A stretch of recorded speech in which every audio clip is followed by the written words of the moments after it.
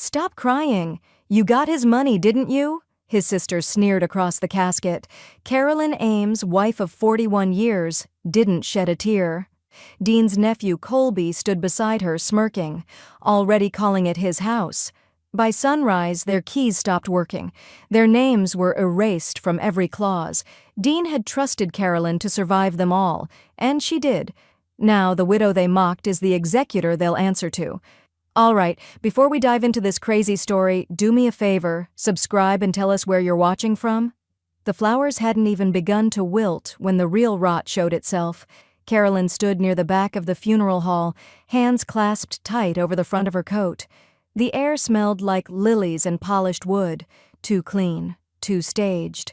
Her husband of 41 years had been laid to rest that morning, and yet the only thing colder than the casket was the way his family now looked at her.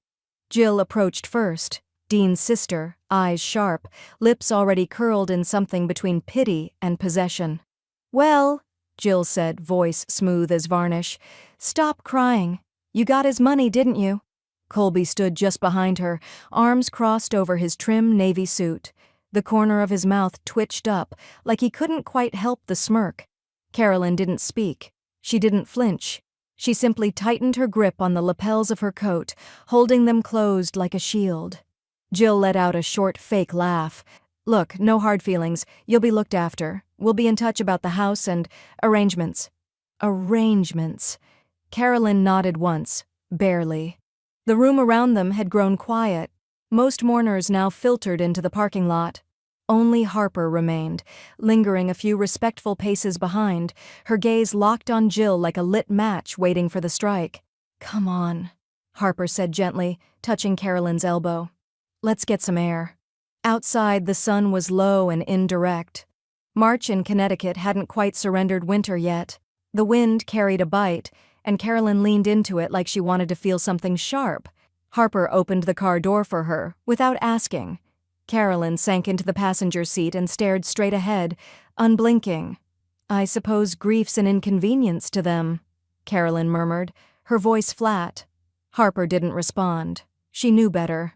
"They think they've already won," Carolyn added, "that he's dead and I'm just the delay in their direct deposit."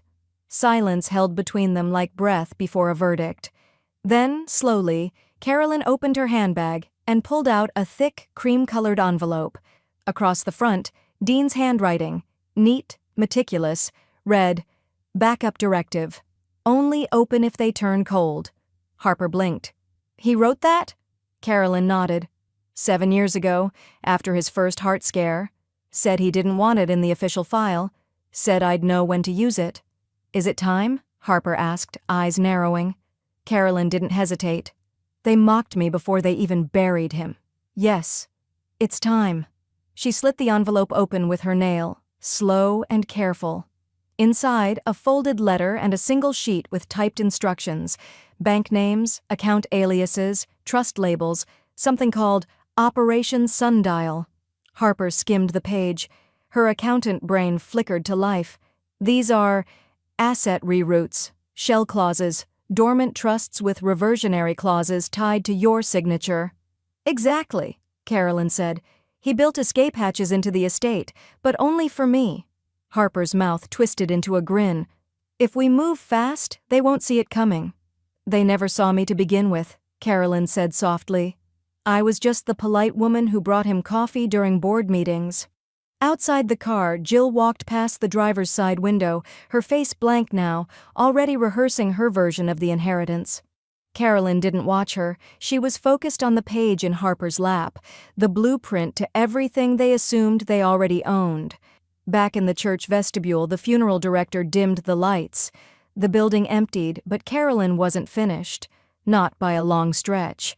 Harper slipped the directive back into the envelope and looked over. "You want me to call Leon?" "Not yet," Carolyn said. "Let's see if they still think it's mine." She reached back into her bag, past tissues, mints, and funeral bulletins, and pulled out a smaller envelope. This one was addressed in Jill's handwriting. "To Carolyn. We'll be in touch about the estate." Carolyn slid it unopened into the glove box. She pulled out a second, thinner envelope, this one marked in Dean's ink. "Personal, do not share. For Carolyn only. The envelope felt heavier now that Dean was gone. Carolyn unfolded the handwritten letter on her kitchen table, the air thick with old grief and new calculation. Her fingers were steady, her expression unreadable as she scanned Dean's tidy cursive, familiar, methodical, confident even in death. If they turn cold, turn off the tap. You'll know when. I trust your silence more than their condolences. Below the line sat a bulleted list: trusts, secondary account titles, dormant LLCs, safety nets hidden in plain sight, and a final note, underlined, Asset Group B must be rekeyed within 30 days. After that, the rights revert. Carolyn didn't cry. She didn't blink. Instead, she slid the page toward Harper, who sat across from her, already booting up her laptop with surgical calm. They were never locked, Harper muttered, eyes darting across screens, fingers tapping rapidly. But they will be.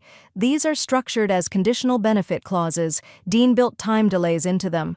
We've got maybe 2 weeks before the reversion windows close. Long enough, Carolyn said. The smell of cinnamon tea steeped nearby, but the air felt sharper than that, like ink and steel and numbers. Outside, snow had started to fall, soft and soundless against the window panes. A quiet war was beginning, and it was going to be fought in legal codes, not raised voices. Carolyn picked up the landline. Her voice was flat, composed. Leon, I need you to halt all estate disbursements immediately. Leon Burke didn't ask why. You know this won't sit quietly, Carolyn. I'm not asking it to. I'm asking it to sit legally. A pause. Then, I'll send the paperwork over in the morning. You'll need to sign. I'll have Harper notarize it tonight, she replied. No loose ends. Across the room, Harper had pulled up the holding structures for the Ames Estate Reserve. Look at this, she said, spinning her screen around. Colby's been named as a consultant on 2 business files. Dean didn't sign that. I told Dean years ago Colby would try something slippery, Carolyn said. He said, let him try. I'll make the slope steeper. She leaned back, her eyes catching the fireplace mantel where Dean's photo now sat, formal, confident, unknowingly posthumous. He'd built his empire brick by brick. Now Carolyn would secure the mortar. Her phone buzzed. A text. Jill, we'll be in touch about the estate. Don't make things awkward. Carolyn handed the phone to Harper, who read it aloud and chuckled darkly. Awkward? She doesn't even realize the tap's already dripping dry. Carolyn stood and crossed to the liquor cabinet, pouring a splash of brandy into her teacup. She raised it slightly toward the fire. To the silent clauses, she said. To the widow they underestimated, Harper replied, lifting her mug. Carolyn took a slow sip. They think grief makes you soft, but it just makes you precise. Outside, the snow kept falling, blanketing the driveway, muting the world. The mailboxes stayed full that week, but the checks never came. Leon Burke's letterhead arrived in Colby's inbox at precisely 9 a.m. Subject line, Notice of Temporary Suspension of Distribution from the Estate of Dean R. Ames. No preamble, no warning, just a clean legal block of text citing irregular activity, pending fiduciary review, and interim freeze pursuant to Article 9. Colby read it 3 times, jaw tightening with each pass. His phone buzzed. Then again, and again. Still haven't wired the retainer? One message read. Need confirmation of funds by Friday, said another. A voice message. Colby, you promised this was locked in. I fronted the deposit already. He slammed his laptop shut, muttering something ugly under his breath. Across town, Jill stared at the same letter, fuming over her tea, her hands shaking just slightly as she tossed the envelope aside like it might burn her. Paused for review, she scoffed. This is Carolyn's doing. She's playing the long-suffering act while pulling strings behind the curtain. So that afternoon, Jill drove straight to the old colonial house Dean and Carolyn had shared for decades, the same one Jill had once called too modest for someone of Dean's status. She rang the bell twice, no answer. Through the frosted glass of the front door, she could just make out movement, a shadow crossing the hall, slow but purposeful, then stillness. Jill rang again, knocked. Carolyn, I know you're in there. Still nothing. I just want to talk, she lied. From the second floor, Harper stood beside the window, arms crossed, watching the scene unfold. Carolyn sat in a velvet chair nearby, unmoved. "You want me to say something?" Harper asked quietly. "No," Carolyn said. She brought her voice. "I'm keeping mine." Downstairs, Jill muttered curses as she stepped off the porch. The brand-new deadbolt caught her eye, reinforced, gleaming. Not the original. "Petty!" she hissed, walking back to her car. Inside, Harper returned to her laptop, scrolling through the estate's accounts. "They thought you'd just freeze up after the funeral, but you're the one doing the freezing." "Check Colby's line items," Carolyn said, setting down her tea. "He wasn't smart enough to wait for approval." Harper narrowed her eyes, fingers flying. "Hold on. What is this? There's a payment." Flagged as Strategic Advisory Retainer, dated a week before Dean passed. $8,500, pulled from the dormant Ames Capital Legacy account. Carolyn raised an eyebrow. That account wasn't even supposed to be touched. Dean had it locked for investment reserve. "It gets better," Harper said. 2 more withdrawals, same memo line, all within 10 days. One of them routed to an LLC Colby registered last year. Same address as his condo. Carolyn leaned forward. Her voice was even. "Let's audit him before we bury anything else." Harper smirked, already opening spreadsheets. There's always a digital footprint, even when they think they're dancing in socks. In the silence between keyboard clicks, the house felt more alive than it had in weeks. No mourning music, no casseroles, no empty condolences, just momentum. Carolyn rose and walked into Dean's study, her slippers quiet against the hardwood. She opened a drawer she hadn't touched since the week he died. Tucked between legal pads and ink refills was a small red leather ledger. She brought it back into the room and handed it to Harper. Dean always said, "Paper whispers what mouths won't admit." Harper flipped it open. Neat entries, dates, marginal notes, initials. "This ledger matches the frozen business account. Wait." She paused, her brows furrowing as she turned the page. "Carolyn." "What?" "This signature right here." She tapped the bottom line of a transfer slip. "It's Dean's name, but the stroke isn't right. It's mirrored. And look at the loop on the D. He always hooked it counterclockwise. This one's clockwise. I'd bet my license it's forged." Carolyn watched from the kitchen window as Jill's silver sedan rolled slowly past the house. Again. The 4th drive-by that week. This time, Jill wasn't alone.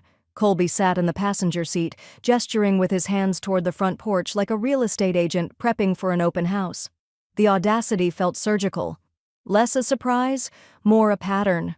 That same afternoon, Harper forwarded Carolyn an email chain she intercepted through her firm's account monitoring software. Jill to Colby. "We'll need to repaint the front parlor. Beige is dead. And that chandelier? Straight out of a 1994 funeral home." Carolyn didn't respond. She just placed her cup down a little harder than usual. The following morning, Harper dropped a folded deed onto Carolyn's dining table. The header read, "Warranty Deed, 45 Henley Avenue." Harper tapped the top corner. "Sole owner, Carolyn Ames. Since April 2008, Carolyn smiled without warmth. They assumed," Harper nodded, "never asked." Leon chimed in via speakerphone from his office downtown. "They've always believed the house was part of the shared estate, tied to Dean's name." "It was," Carolyn said, folding the paper neatly. "Once." She turned toward the window. The wind shook the tulips near the stone path. Dean had planted those in 2014, after his first bypass. "If I went first," he'd said, "they'd bloom for you." Instead, they bloomed while people measured curtain rods and scoped the square footage. That afternoon, Carolyn scheduled a locksmith. 2 hours later, every lock on every door was changed. She upgraded to a coded entry system, the kind with rolling encryption. Jill returned 2 days later and walked up to the door like she belonged there. Her key turned nothing. Her jaw tightened. She knocked. No answer. Instead, a quiet camera above the doorway blinked red. Carolyn stood behind the living room curtain, sipping tea, Norah Jones playing low in the background. Later, she walked out with the last remnants of the funeral arrangements. The lilies were browning at the edges. She carried them in both arms like offerings and gently placed them on the curb next to the recycling bin. The soft scent of decay lifted in the breeze. She didn't speak. She didn't look back. Inside, Harper clicked away at her laptop. So, I traced the rest of those consulting fees Colby pulled. They weren't just for that shell company. He used Dean's dormant business account to pay off his personal credit card. Twice. How much? Almost $6,200. Carolyn let out a slow breath. Itemize everything. Dates, vendors, purpose. Attach screenshots, too. Already done. Harper clicked once more and swiveled her screen around. Also, I drafted this. Across the top, motion to reclaim misappropriated funds, Colby Ames. Carolyn skimmed the opening paragraph, her eyes narrowing with each line. Make it sharper, and add one more clause. Harper paused. Which one? That if he contests, we'll refer the forged signature on Dean's ledger to state fraud investigators. You want to escalate this now? No, Carolyn said. I want them to feel what real silence sounds like. Legal silence. No more emotional conversations, just certified paper. She stood, walked to the mantel, and picked up the photo of her and Dean from their 25th anniversary. Him in a charcoal suit, her in deep plum, both smiling with a kind of comfort only earned through decades, not bought through inheritance. Carolyn wiped the dust from the frame with the sleeve of her cardigan. Let them keep planning their remodels, she said. By the time they realize what's missing, the walls will be mine, and the floors under their feet will remind them who swept up first. Harper clicked send. The motion zipped into the court's digital system. Then, quietly, she added Colby's name to a separate folder labeled Active Targets. The call took less than 7 minutes, but its echo would last for months. Carolyn sat at her kitchen table, cordless phone resting against her shoulder, fingers poised on a notepad. A breeze stirred the lace curtain above the sink, and the low hum of the refrigerator buzzed like a clock ticking down to detonation. Please confirm, she said evenly, that no further withdrawals will be honored unless I approve them. The bank manager's voice was calm, clipped. Yes, Mrs. Ames. All accounts connected to the Ames Family Trust and shared fiduciary vehicles are now frozen pending probate clearance and fraud review. Carolyn tapped her pen once. Good. She hung up before the manager could ask anything else. 2 towns over, Colby stood beneath the glass dome of a luxury car dealership, waiting to finalize a lease on a graphite-colored Range Rover Sport. He slid his gold Amex across the desk with a practiced grin, thumb brushing the trim of his cufflink. The salesman scanned the card, then blinked, then tried again. Sir, I'm getting a blocked authorization notice. Colby's smile twitched. That's impossible. Try it again. A third swipe. Nothing. He checked his phone. 3 notifications. Bank alert. Transaction denied. A fourth. Carolyn Ames has changed access permissions. He froze, color draining from his face.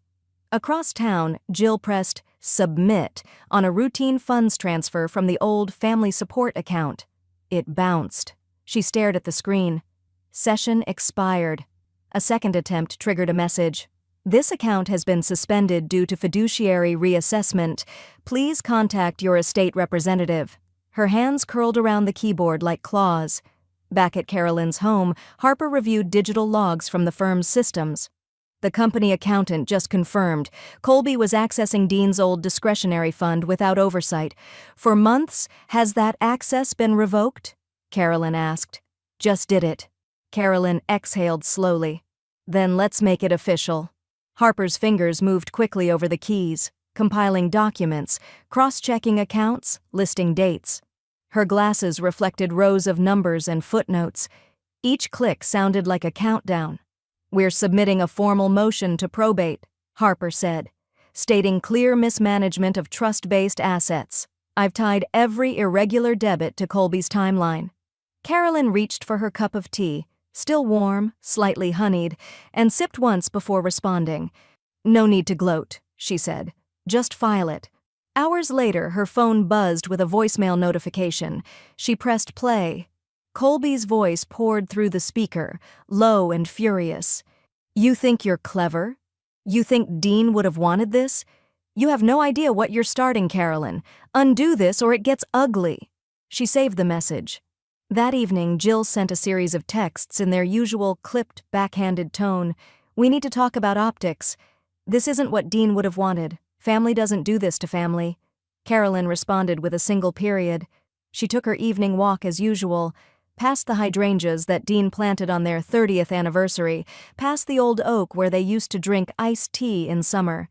It was brisk, quiet, not peaceful, but beginning to be. When she returned, the porch light was glowing. Harper was standing there, holding her phone, lips pressed into a line. "Leon just called," she said. "You'll want to sit down." Carolyn didn't. "They've officially filed contest paperwork," Harper continued. "Colby's lawyer claims Dean was under undue influence when finalizing his will. They're going to challenge everything." Carolyn didn't blink. Her hand found the edge of the banister, resting steady. "Let them," she said. The courtroom air was heavy with perfume and posturing.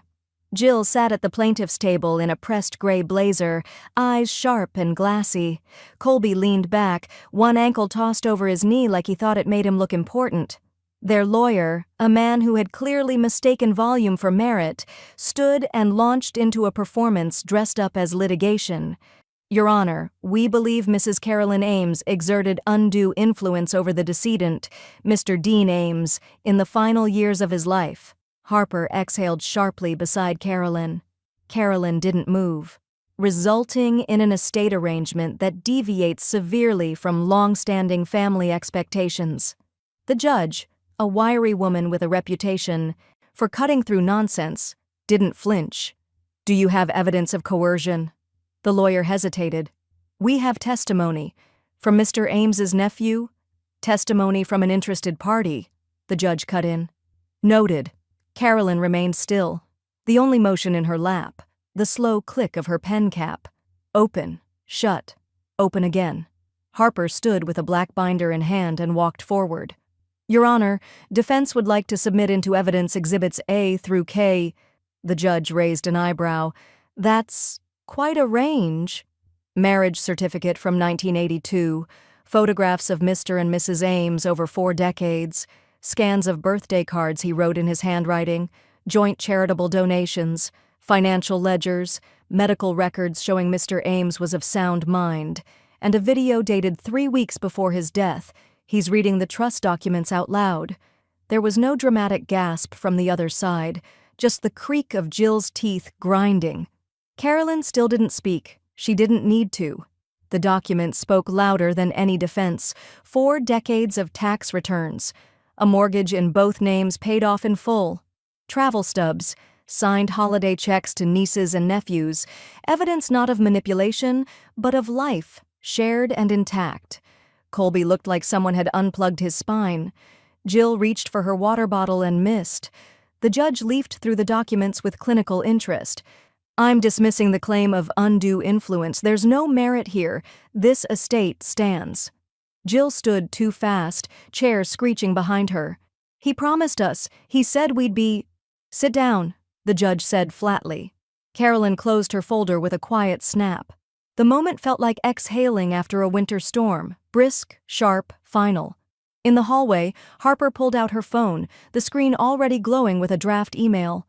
"We can file sanctions. Waste of court resources." Carolyn shook her head. "No need." Harper blinked. "Then what do we do?" Carolyn slid a manila envelope from her bag and handed it over. "Just press print." Inside was a formal reimbursement invoice. 4 pages long, itemized. Total $114,287.03, each dollar marked and explained, unauthorized withdrawals, questionable consulting fees, personal spending from a dormant business account that Dean had never intended Colby to touch. "And what do you want me to do with it?" Harper asked. "Send it registered," Carolyn said, "and make sure he has to sign for it." The envelope hit Colby's mailbox like a silent grenade. Inside, neat as a blade, was a 4-page invoice from Carolyn Ames. Total due, $114,287.03. Every cent tracked, every lie unspooled. The paper smelled faintly of lavender printer ink and unshakable precision.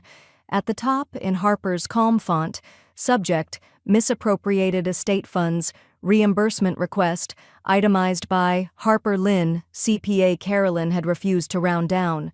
Colby's name appeared 27 times.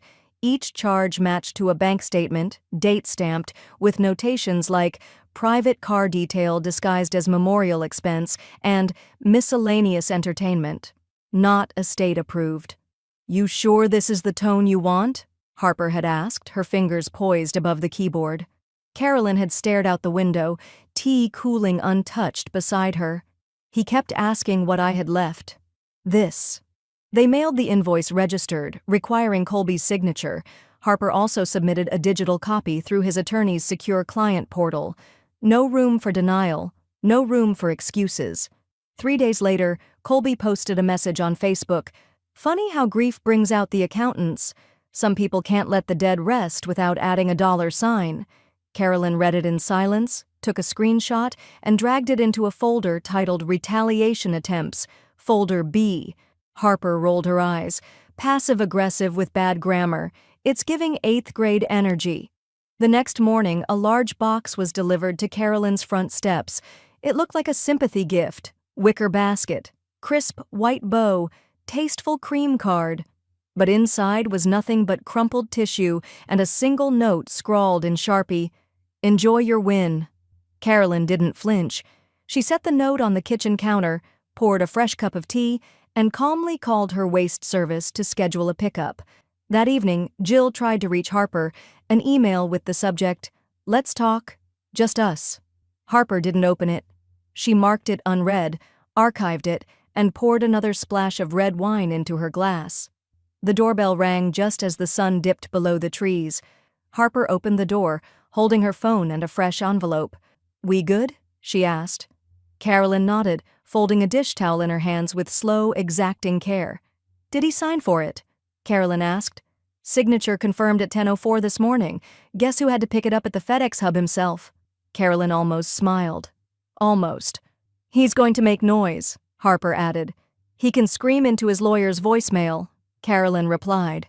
They sat at the kitchen island, the only sound the soft clink of Harper's glass and the ticking wall clock Dean had fixed 20 years ago. It still ran perfectly. Some things held up better than people. "What now?" Harper asked. Carolyn looked at the calendar on the fridge, marked with a single red X over the day Dean died. "We give him something worse than debt," she said.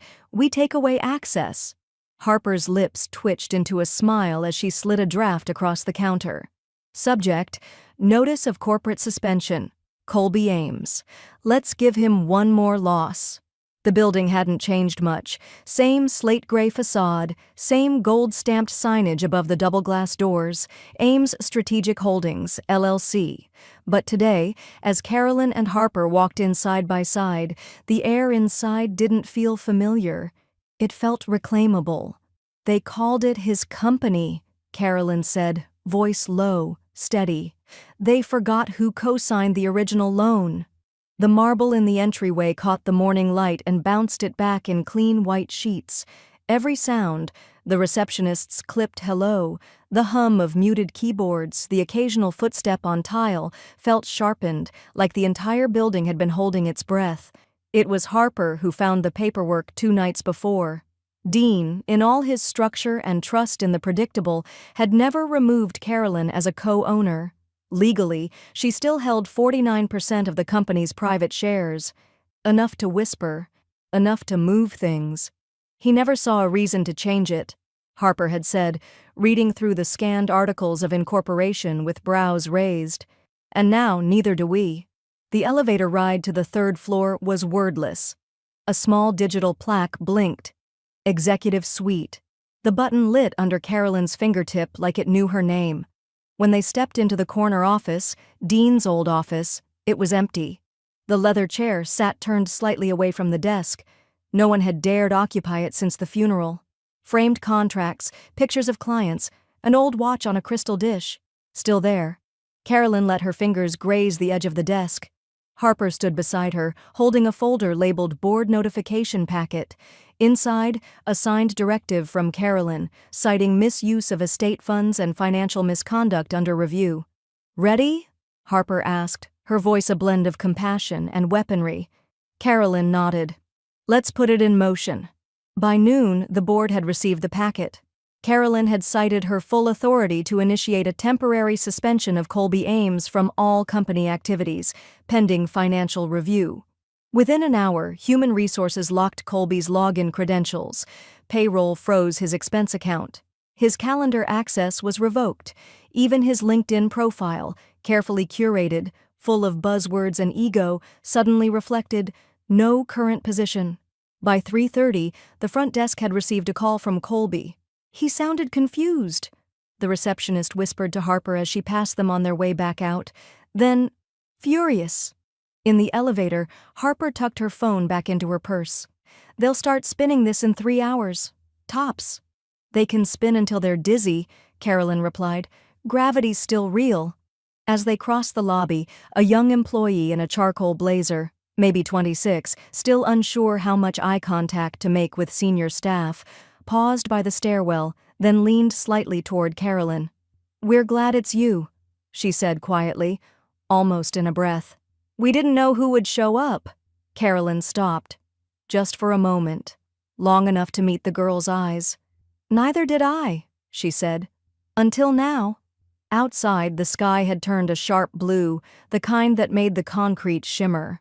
Harper handed Carolyn a manila envelope from her bag. "The reallocation paperwork," she said. "You sure you want to go this far?" Carolyn took the envelope without hesitation. "He counted on the company. I counted the company. Time it answered me instead." Inside the envelope, asset reallocation plan. Carolyn's signature already dry. Dividends, bonuses, and future shares were being rerouted, no longer tied to Colby or Jill's claims. Tomorrow the board would vote, and they wouldn't vote against the woman whose name was still etched on the founding charter. The check was already signed when Carolyn walked into Leon's office.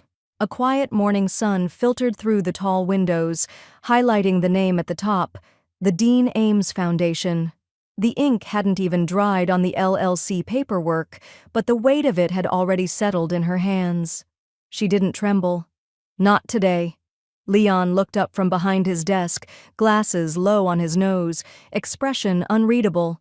"You're certain this is how you want to begin the trust?" Carolyn nodded once. "Start it loud, the rest can stay quiet." Across the table, Harper slid the first press draft forward, her touch precise, practiced. Adult literacy, caregiver support, fully nonprofit, backed by an audited endowment, seed, $250,000. Leon adjusted his tie, a habit more than a need. "Taken from Colby and Jill's pending residuals," he confirmed, eyes flicking toward Carolyn, the ones they assumed would transfer automatically.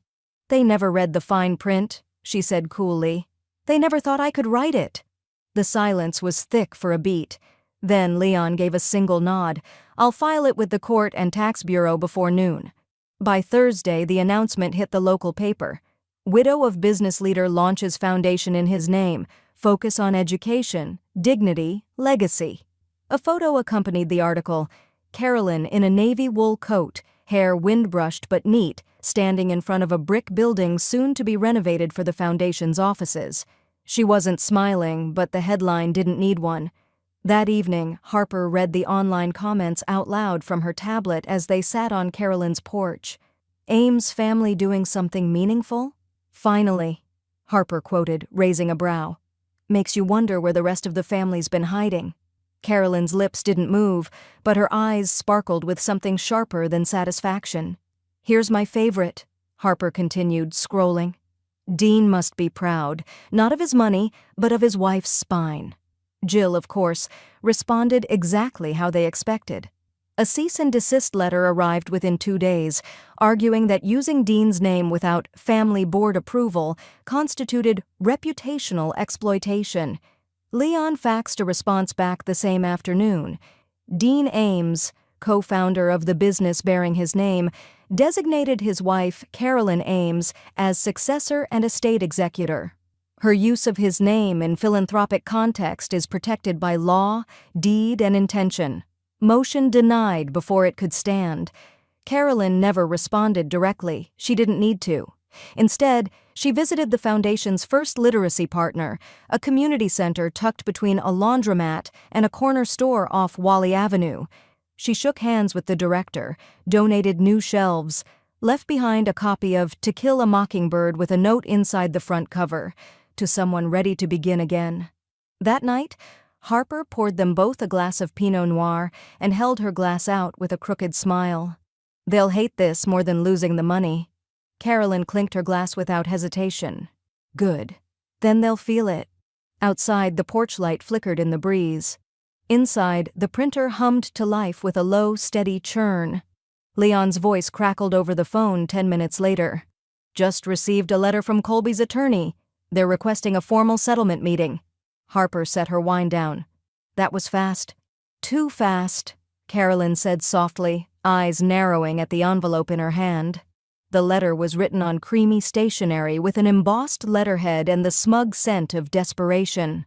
Carolyn read it once, no furrow in her brow, no flicker in her expression, and then slid it across the table to Harper. Colby's offer: drop the contest, avoid court, and in return receive dignified shares commensurate with familial ties. In plain English, hush money, dressed up in lawyer lace. Harper raised an eyebrow. Did he think he was negotiating with grief? Leon across the table only half smiled. His attorney called it a gesture of reconciliation. Carolyn tapped her fingers once, twice, 3 times against the rim of her teacup. Then I'll reconcile with arithmetic. She leaned forward, opened her notebook, and slid a handwritten note across the polished oak.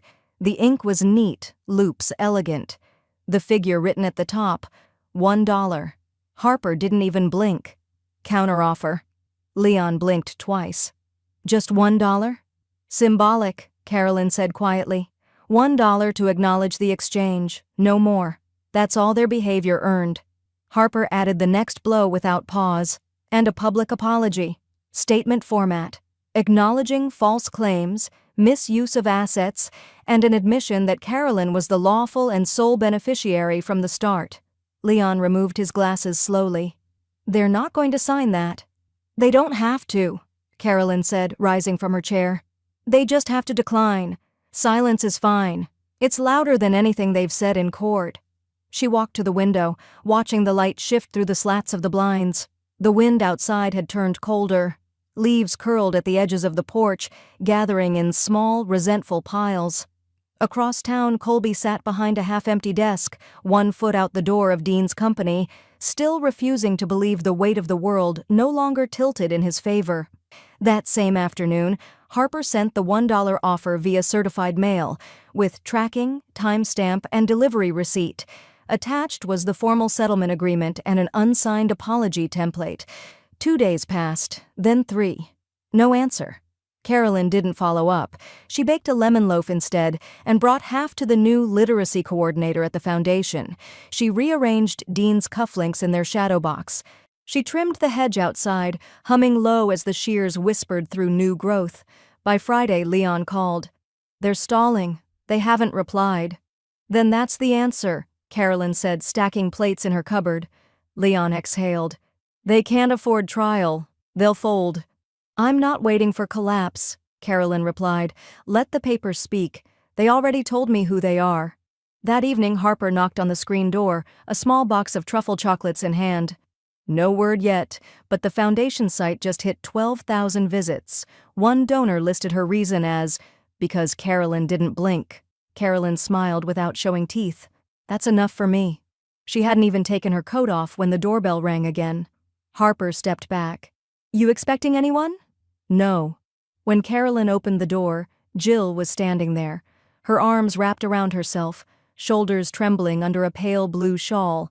No makeup, no scowl, just skin sallow with regret and fingers twisting a crumpled tissue. Carolyn didn't move.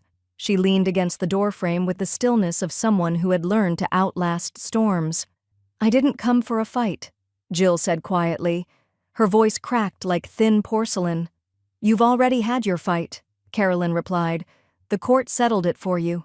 Jill's mouth trembled into something that might have been a smile or might have been sorrow. That wasn't me. That was grief, anger. I didn't mean. You meant all of it, Carolyn cut in gently. Not cruel, just clean. Silence bloomed like frost between them. Harper watched from the hallway behind, arms crossed, not interfering. Her presence alone made it clear. This wasn't an ambush. It was a reckoning. I don't want anything, Jill said. Not now. I swear Carolyn finally opened the door wide enough to gesture toward the porch chairs. Tea? Jill blinked. You're offering me tea? You came here shaking, Carolyn said. I figured you needed something warm.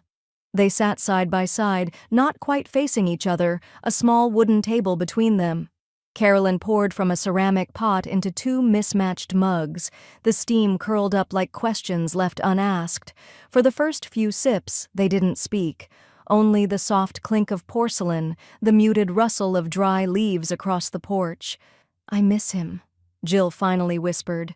Dean. He was the one who always made things decent. Like we weren't all just broken glass trying to stand upright. Carolyn's eyes stayed on the trees across the street. He made things easy to love. Jill's hands trembled again.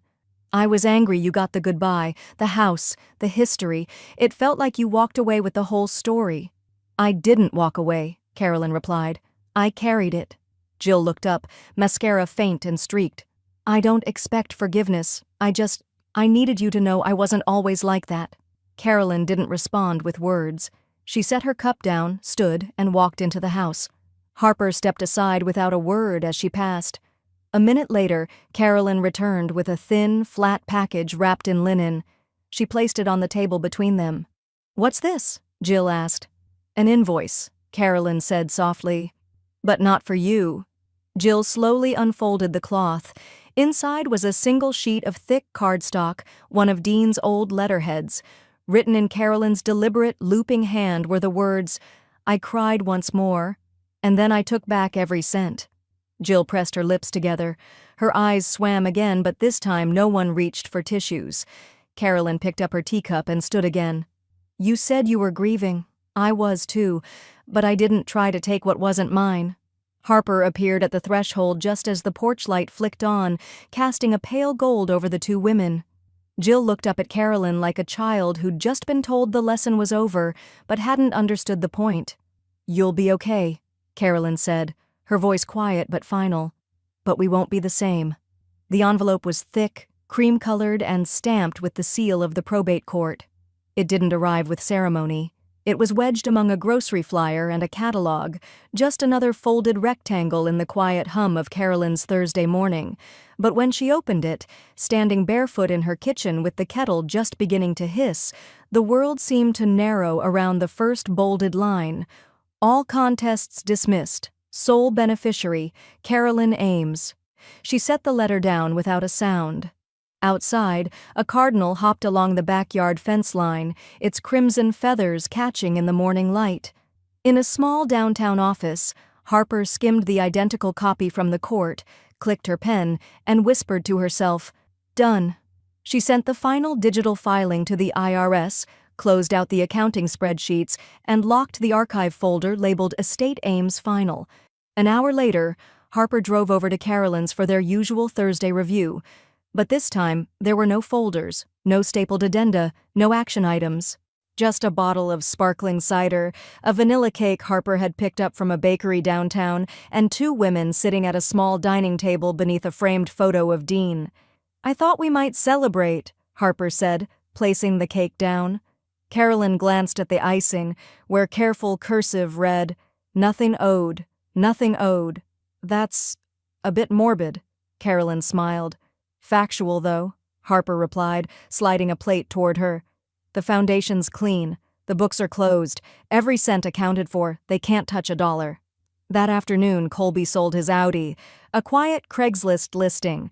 The luxury lease hadn't been paid since the freeze, and when the buyer showed up, Colby didn't haggle. He barely spoke. The car pulled away, taking with it the last symbol of his illusion of status. Jill was already gone. Packed up and moved to a cousin's home in Flagstaff. No forwarding address, no final words. Her last message to Harper, a single-line email, remained unread. That evening, Carolyn hosted a dinner at the community center's small conference room. She didn't dress in black. She wore a soft plum sweater, the one Dean once said made her look like she ruled a vineyard. The 6 members of the new Dean Ames Literacy Initiative gathered around the table, pouring wine, passing bread, talking quietly about the first adult student to pass their GED last week. At the head of the room hung 2 framed photos, one of Dean in his office, chin tilted toward the light, and beside it, a candid shot of Carolyn, caught mid-laugh during a foundation meeting. Underneath, a plaque read, "Built together, given forward." Harper tapped her glass. "To restoring what mattered. To outlasting," Carolyn added, lifting her glass, "and not apologizing for it." The toast was quiet, but solid. Later that night, back home in the hush of her study, Carolyn opened a small drawer she hadn't touched in years. Inside was a bundle of old letters, yellowed, bound in faded green ribbon. On top, one envelope stood apart. The handwriting was unmistakably Dean's. Her breath caught. No stamp, no return address. Just, "To be read if I didn't get to say it." Carolyn stared at it for a long time. Her fingers hovered over the flap, then slowly peeled it open. The first line stared up at her with unnerving clarity. "If they ever try to make you cry for surviving me, remind them you built me." Her chest tightened, the kind of ache that didn't come from grief anymore, but from recognition. The penmanship was familiar, deliberate. Dean's R's always hooked low. His S had that faint slant, like it hesitated. She read slowly, afraid to lose the voice between the lines. "You stayed when I worked late, when I failed at year 3, when I forgot our anniversary but remembered the name of a vendor. You never made me pay for it. You just let me grow. And I did, because you didn't get in the way. You stood behind me like a foundation." Her breath hitched, but she kept reading. "I know what they're like. Jill and Colby. You saw it too. I didn't want to believe they'd turn, but if they do, if they try to twist the love you gave into a power grab, you have my full permission to burn it all down, to protect what we built. It's yours. I want no hero stories about me that don't include you. That's the deal." Carolyn's throat tightened as the words blurred for a moment. The quiet around her was too full. The grandfather clock ticked softly from the hallway, the wind brushed faintly against the shutters, and somewhere in the kitchen, the kettle clicked off its keep warm cycle. She hadn't cried like this since the morning she woke up to his empty side of the bed, sheets still warm but already echoing absence. But this wasn't that kind of crying. This was something older, deeper. Release. Harper had arrived without knocking, like she always did now. She paused in the doorway, unsure whether to speak. Carolyn didn't notice at first. When she looked up, her voice was low but steady. He knew. Harper stepped closer, eyes scanning the open letter. She didn't ask to read it. Carolyn handed it over without a word. Harper sat beside her and read silently, her lips barely moving, her expression tightening. When she finished, she exhaled slowly. "He gave you the last word before they even opened their mouths." Carolyn nodded. "I cried when he left. I cried when they tried to steal him. I won't cry again." "You don't need to," Harper said. "You already wrote your ending." Carolyn looked over to the small writing desk in the corner, where a thick packet lay waiting. A fresh legal document, printed on bonded paper and tabbed with pastel post-its. The Carolyn Ames Revocable Trust. She rose without hurry, walked to the desk, and pulled out the capped pen from the drawer. Her fingers didn't tremble as she signed. Name, date, initials, and then, on the last page, a small, neat line beneath hers, Co-Executor Harper Fields. Harper blinked at it. "Carolyn, are you sure?" "Dean left me strength. I'm passing it forward. You know how to keep wolves out." "You're not leaving soon, are you?" Harper said, half joking. Carolyn smirked. "Not before I see Colby file for bankruptcy and Jill try to trademark the word mourning." They both laughed, but the sound was quiet, earned. Carolyn clipped the trust together, slipped it into a fireproof sleeve, and slid it into the cabinet beside Dean's backup directive, One folder marked the beginning of her fight. This one, the end of it. The photo had been sitting in her desk drawer for months, untouched, unsorted, unforgotten. It was snapped just after the service, when the air still smelled of lilies and wet soil, when grief and entitlement shared the same pews. In the image, Carolyn stood slightly apart, her face turned away, eyes cast downward. Behind her, Jill's lips curled into a smirk mid-sentence. Colby, half-shadowed, watched with that amused tilt of his head, as if already dividing what hadn't been given. Carolyn held the glossy print under the soft desk lamp. She studied the expressions, the timing, like a crime scene frozen in high definition. She slid it into a matte black frame, pressed the backing in, and turned it over. Etched across the bottom in clean, serif letters, just one word: recovered. She set it in the corner of her study, just below the window where the morning light hit strongest. Not out of revenge, just as a reminder of what silence looks like before it breaks. The Dean Ames Foundation, now 3 months in, had just funded its first citywide adult literacy night. Volunteers taught reading inside church basements and community centers. The foundation's logo, a minimalist tree, one leaf half gold, began showing up on flyers across New Haven, and for the first time in decades, people started saying her name alongside Dean's. Jill quietly moved to Arizona. No announcement, no farewell, just a change of address form mailed to Leon's office with a scrawled note, "Forward anything necessary." Colby's once constant social media activity slowed to a trickle. No more rented car selfies, no brunch stories. His last post, dated 4 weeks ago, read only, "People will show you who they are. Believe them the first time." The comments were few. No one asked questions. Carolyn didn't celebrate any of it. She just walked her new companion around the block each morning, a 14-year-old retriever mix with a limp and a stubborn streak. His name was Lloyd, and he had eyes that seemed to understand silence. "Better housemate than the last two," she joked once to Harper, who only chuckled as she filed receipts at the kitchen table. Their weekly meetings were quiet, methodical. Tax documents, trust fund updates, foundation grant tracking. Everything labeled, everything clean, no drama, no sudden letters or bank alerts, just the shuffle of pages and the whistle of the kettle. One afternoon, Harper handed over a sealed envelope with a grin. "From the school board," she said. Carolyn slid it open. Inside was a formal certificate and a short note. "The Jefferson Elementary Literacy Room will be officially renamed in honor of Carolyn and Dean Ames for contributions to student reading programs and elder mentorship." She ran her fingers over the printed seal, thumb brushing the gold-embossed lettering.